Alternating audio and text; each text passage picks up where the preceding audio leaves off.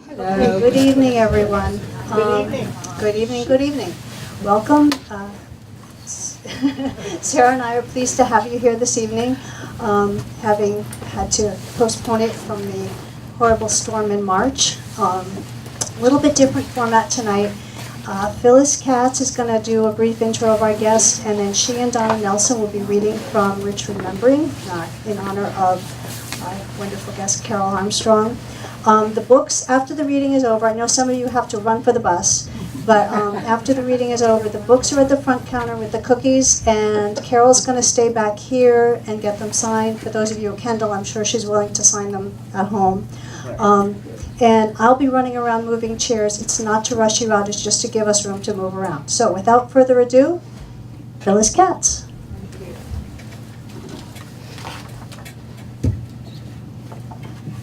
Welcome, everybody. Thank you. Can you hear me? Closer, yeah. Okay. Is the mic on? Yes, it It's is. on. I just had to talk into it. When I first chose the date of March 15th, and I'm a classicist, I should have known that the Ides of March were going to get us. So yes, they did. But I'm so glad you're all here tonight. I don't think Carol needs too much of an introduction, but I'm just going to read what's in the back of the book briefly and add to it a little bit. She's written poetry most of her life, as did her mother before her, on the backs of envelopes or grocery lists. Sounds like an Emily Dickinson way of keeping your poetry going. She's written through childhood, through college, and continued while she raised your children and shared the career of her husband, wonderful husband, Jim Armstrong, at Middlebury College and beyond. And probably some of you know that most of her first poems were published by Jim and Carol and their press in Maine. Did you have a name for that press? The Tatnick Press. The Tatnick Press. I don't think there are very many of those wonderful books available anymore, but some of the poems appear in this particular book. Okay, I'm not getting closer. I just need to get my nose.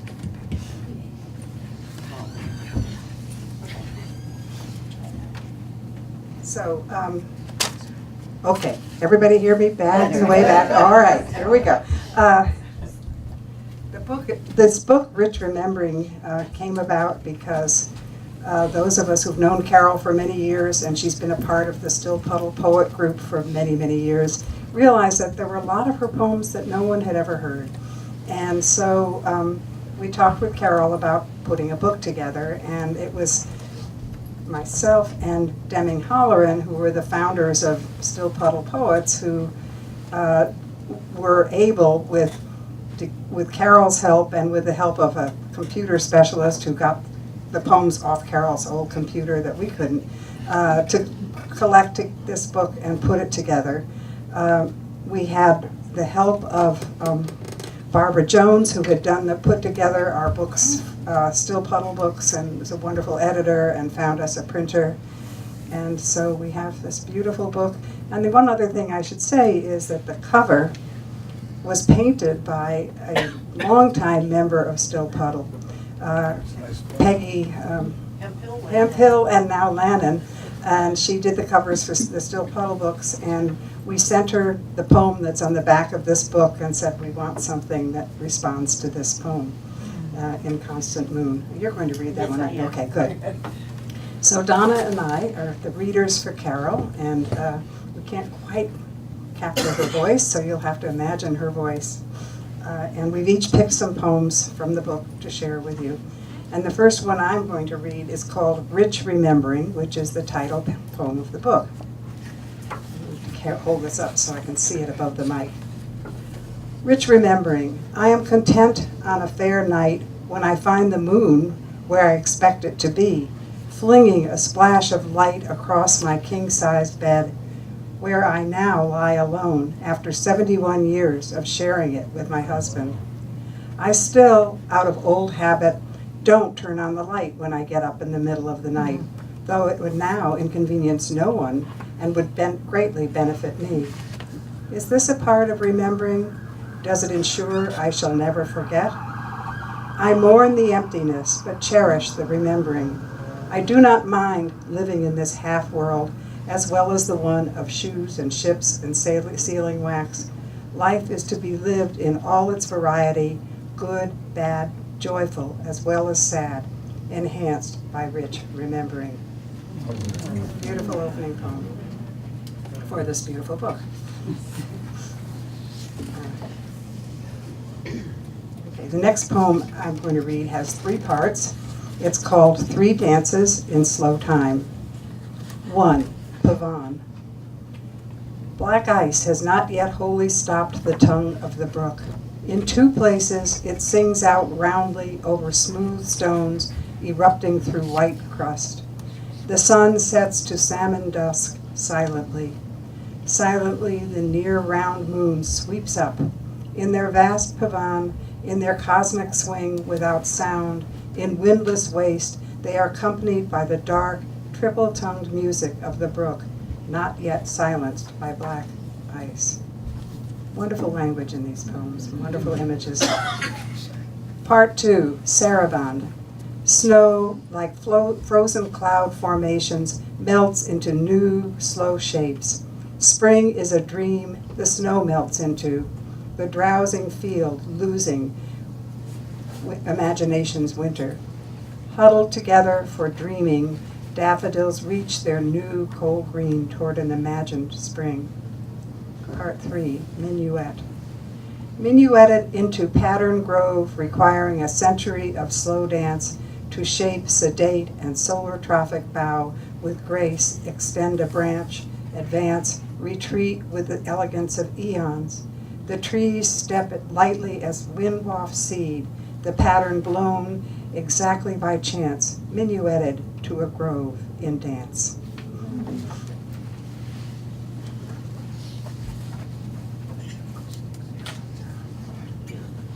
This is one of my favorites. It's called Independence. As the chill wind whipped by her graying head, Florida is for the newlywed or nearly dead, she said.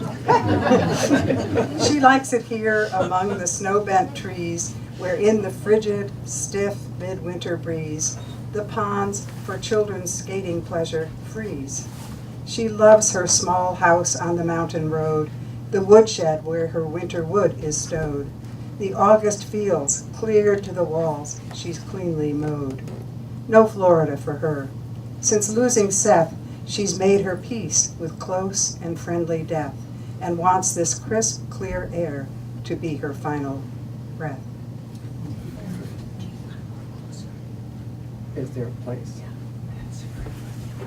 And probably those of you who are poets or who know poetry will be aware that most poets write about poetry as a subject matter, an ars poetica of some sort, maybe more than once. So there are several poems, wonderful poems in this book about writing. And this is one of the quite wonderful ones. It's called The Best Poems Come Unbidden. It is not easy to clear a place inside you where a poem may come of its own accord and breathe, not bidden or implored. But the effort is rewarded occasionally when a poem invents itself from thin air and finds its way into receiving grace. It is indeed wonderful when those poems come unbidden. And then another aspect of being a poet. I've written foolishly. I've written foolishly of late. I hate the words strung out upon the page, in rage against the waste of haste. But first and worst, I cannot stand the grand defeat of neatly written hand and shallow thought, all chaff with no sustaining wheat. That happens to all of us too, as well as the poems that come unbidden. And one more about poetry. I want to read poems. I want to read poems till I'm full up, till night falls and lights must be turned on, till the poets I know have told me the last truths they've learned about themselves. In a first language unique to them, translated for me into telling gesture. I am empty, a prerequisite to being filled, and go gladly with them to that place of rich detail and muscle memory. No baggage, simply the clothes I stand in, that place where poems began for them, where apocalypse occurred in the ordinary. Isn't that a wonderful line? I go now to prepare an ordinary meal, but carry the fullness of someone else's raw intimacy into the world of parsnips, potatoes, cinnamon, and salt. Apocalypse occurring among the imaginary. That's a phrase to remember.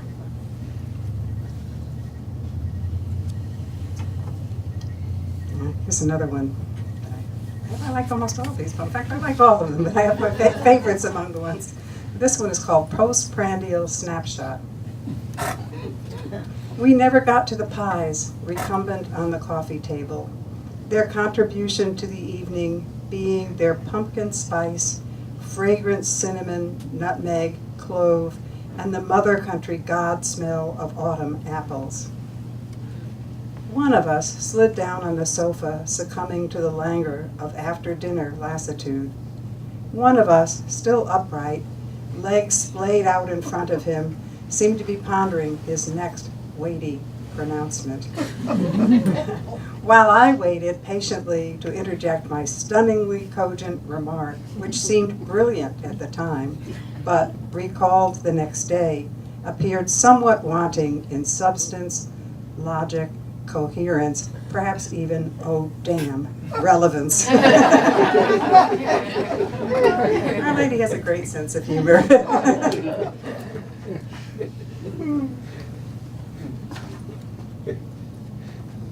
I'm going to read one more. I said I wasn't going to, I hadn't planned for it, and then I'll read one more. This one is called Country Cousins. It's so quiet here, my cousin exclaims over and over in New York wonderment, deaf to the churring night song of the cicadas, the bullfrog's attempt at tea for two, red-eyed whippoorwill's insistent wolf whistle, and the tree frog's swelling and receding waves of syncopated sound. Under the near full moon, the coy dogs howl in chorus across the night fields. Can she fail to hear the snare drum chatter of thieving raccoons in just ripe corn and the soughing summer breeze carrying the blunt stomp of deer under the apple tree? Visiting her, I lie stiffly alert to a nightmare of loud images, piercing whine of summoning sirens, whoop whoop of cruisers navigating night streets, crashing cymbal sounds of tossed garbage can lids, and the disturbing dialogue of a combative drunk with a passive-aggressive lamppost, while my cousin sleeps soundlessly. And my last poem is the last poem in this book. And all the ones I'm missing, and Donna's going to read some of them. To get all the gems, you need to have the book. We had to skip a few. Why not angels? Expecting harps, halos, hymns, and of course wings, we look unseeing at angels in aprons, saris, loincloths, dressed as moving men, taxi drivers, passers-by. Angels with soft jazzy voices, angels with wispy white hair, blue dresses and anxious faces, angels with barked shins, scraped knees, and untied shoelaces, whose ministrations, attentions, graces are recognized only later, if at all, by words like coincidence, happenstance, fate. But for those attuned to astonishments, alive to surprise, the world is angels, and the response is wonderment. Okay, now some more wonderful poems from God.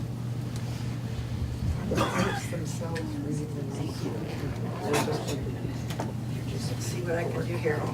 I'll warn you, I have 20 minutes worth of reading here, but if you want me to Closer to stop. the microphone. No, I don't want you to stop. Well, anyway, as I was saying, if you want me to stop, just We have plenty of let me time. know. Yes. Yeah. Is that, yes, please do. I'm not used to microphones. I think the mics Right. and the candle are much better, because at least they go to your throat. Yes, if I do this? Yeah, I think so. I'll make it work. Just the reading. Okay. Can everybody hear? Try it. All right. Keep. Well, first, I just want to say, I'm not going to spend a lot of time talking about individual poems, but I love Carol Armstrong, and I love Carol Armstrong's poetry, and it is such a thrill to be able to read these beautiful poems tonight. The first one is called By Heart. Spring has come again. The earth is like a child that knows poems by heart. Rilke. From the stored root memory, the plant repeats its exuberant poem, a touch of showing off. The willow sings its weeping song in pale feathery green. The crocus recites short, pithy nursery rhymes in sing-song yellow, lavender, and white. And shouting loudly from bright petal-cup mouths, the daffodils announce in ragged chorus, spring has come again, again, again. Repeat your poems, child earth. I offer mute gratitude at your facility, your faultless memory, the exquisite drama of your unfolding.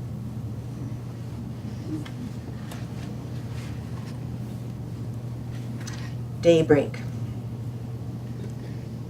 Morning breaks out of the shroud of night. I do not care whether its return is a result of the earth rotating on its axis or some other scientific fact. Sunrise is a daily miracle. I am overcome by gratitude for the green world that waits as eagerly as I for sunrise each day, to return the woods animals' bright night eyes to their furry daytime bodies. Do not mistake me. Night is as necessary as day, with its own uses. Without the new day offered each 24 hours, how can we make a new start? Imagine new possibilities. Forgive ourselves and begin anew.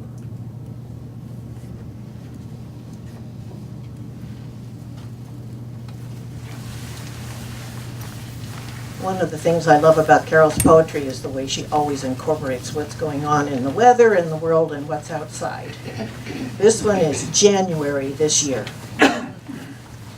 This year, January has been ambivalent, unable to decide whether it should be traditionally cold or unexpectedly warm. My mother once asked me why all my letters began with a weather report, to which I replied that the weather set the stage, supplied the backdrop for whatever I intended to communicate. Today, the sun on the fresh snow dazzles the eye. Today, I am beguiled into imagining I can accomplish all that's required of me, my spirits nourished by the unexpected warmth in the winter sun.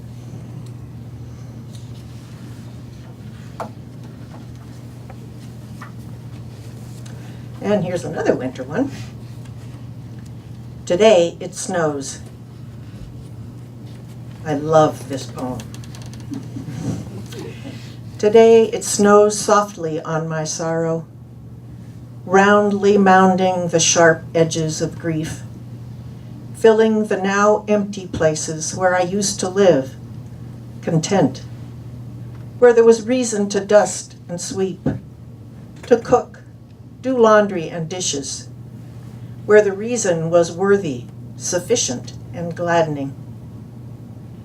In this quiet softening of loss, I will make new again the mapless landscape into which I hesitantly plan to live, making tracks of my own in new snow, learning things never imagined, proof that I too have passed this way.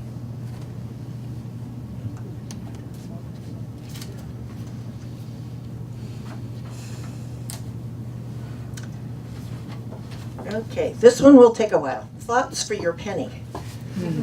This one I think has 15 parts, maybe. Anyway, I'll read each one. 19 parts. brief little comments. Thoughts for your penny. 1. The cat comes, careful not to make friends, only contacts. 2. All young tender things come first green. 3. Comparisoned for the wedding of summer to winter. A white heron, white chrysanthemum, and a torrent of hurricane-hurled white water. 4. Fog is a gentler of sharp edges, harsh colors, a smoother and softener, a kindness. 5. I thought it would be there always because I saw it once. I thought I could look another day and all would be the same. 6. Like huddled, hibernating things, my frightened thoughts of you bed down in hollow dark to keep each other warm. 7. The first snow, mixed with the last of the thistledown, makes an unseasonably fine flurry. 8. Only by touching the hem of the past can I be made whole. 9. In my grandmother's perverse mind, the thundering surf sound is coal delivered in a metal chute. 10. My voice sings back to me across the lake. If my timing is right, I could be in harmony with myself. 11. The seasons are only circular to the old.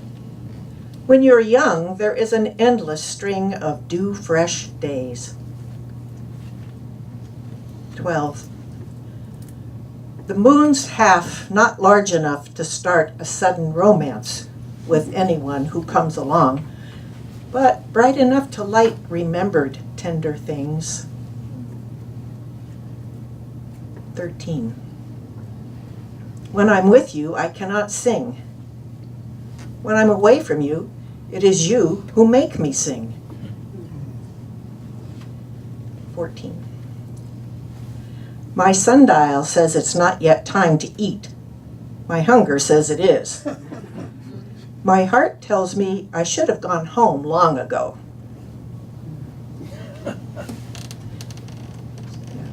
15. Where I live, spring comes tight and guarded. It has millennial reasons not to trust. It's vulnerable green to the first blandishments of May. I'm going to read that one again because the way the lines are on the page makes it hard to make this come out right, so I'm going to do it again.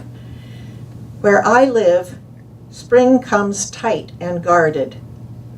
It has millennial reasons not to trust its vulnerable green to the first blandishments of May. 16. If you lived here, says the sign, you'd be home now. What is this future toward which I strain in senseless hurry? 17. In a sudden mirror, the startled sight of me reflecting the gray outside, only nothing of the child colors marbling the inside. 18.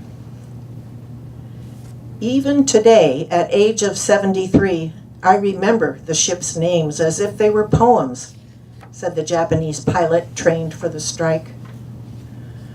Arizona, Utah, Nevada. Sing the remembered names for the remembered dead.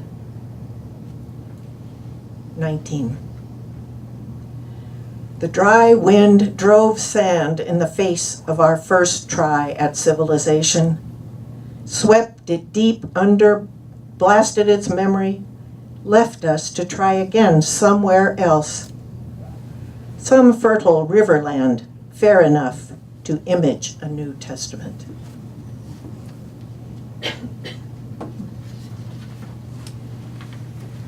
Make sure I haven't missed one here because nope, haven't come to it yet. Words. Words are such damn pesky things. Heavy, too, and oddly shaped, like field rock out of which you want to build a pasture wall. They're not inanimate, you know. Those stones will, quick as anything, turn sudden-like and crush your hand. And sometimes, when you think you have one steady, if you only chalked it here or under there, it lets you think it's solid, will bear up under another one on top, and then slides off and rolls down laughing in the grass. It's downright frustrating to try to build with these unhandy things. I keep on trying, though, because just once, last fall I think it was, I hefted up a stone, too heavy really, should have used a sled, staggered over to my half-built wall and heaved it up on top. It struck and stuck there firm and sure and right. Propped on 3 perfect points and looking curiously light without the need of chalking stones or anything. That's good, I said. That's very good. I can't forget how good that felt. It felt as good as when last May, I think it was, I tried to say, I love you, and I said it right. And you received it firm and sure and right, without the need of talking half the night. That's good, I said. That's very good. I can't forget how good that felt. Okay, here we go. Inconstant moon. There's promise of fullness in the silver sliver of moon slung casually in the frame of my winter window. I'm a little sorry that I know its shape is constant and round. There's wonderment in the waxing and in the waning, a needful resignation.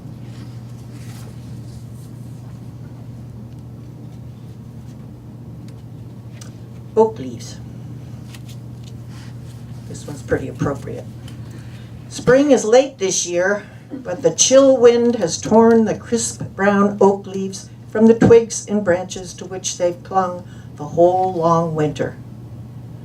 They scratch and stutter across the wide sidewalk, making syncopated rhythms of the most sophisticated, seductive sort, like the sound of 10 tiny snare drums.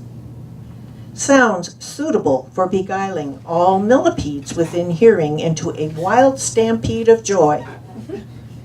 But you must close your eyes to behold this wonderment, or you will see only crisp brown oak leaves.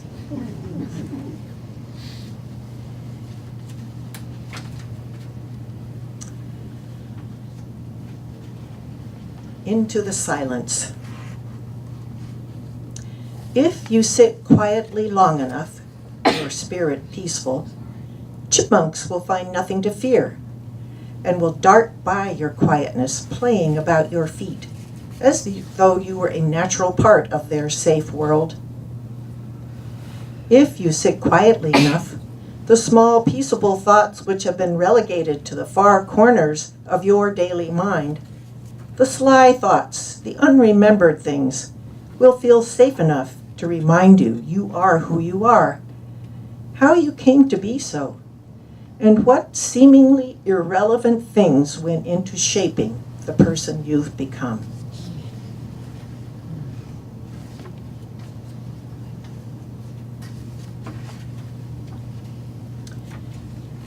And one more. Whom do I thank? Whom do I thank for the gladsome yellow hibiscus blooms blossoming to my need? For the August gentle breeze fanning the solitary spot where I sit to think? For birdsong, blueberries, the random patterns of leaf shadows spread on the path for my pleasure. Surely the God of this infinity of universe has more important things to do than take note of thanks from a small bluish planet circling a not very large sun in an insignificant galaxy. Or are my imaginings too limited? Is my God too small? That's what I have said, so we want to do more. 7:30. Just like to say thank you. Am I allowed to do that? You are. I'll just, oops. Don't trip over that. To say thank you. I just want to say thank you to all of you who read my poems with an extra layer of understanding that I didn't even know I had there. It's very sneaky to get other people to read your poems and you discover whether they're dreadful, really dreadful. Or they're wonderful. Not so bad. Thank you, my dear. And all of you. My pleasure.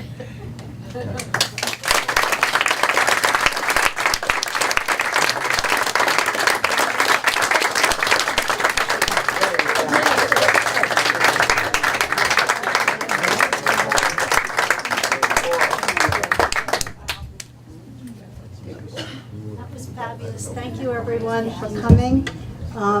There was one poem that actually Carol wrote after coming to a reading here, but I'm not going to read the whole thing. But I'm just going to share it quickly, and then there's still time to get books. This has been hanging in right outside my office door for probably 12, maybe 13 years. And it's called How Do You Know It's a Poem? It came out of a discussion.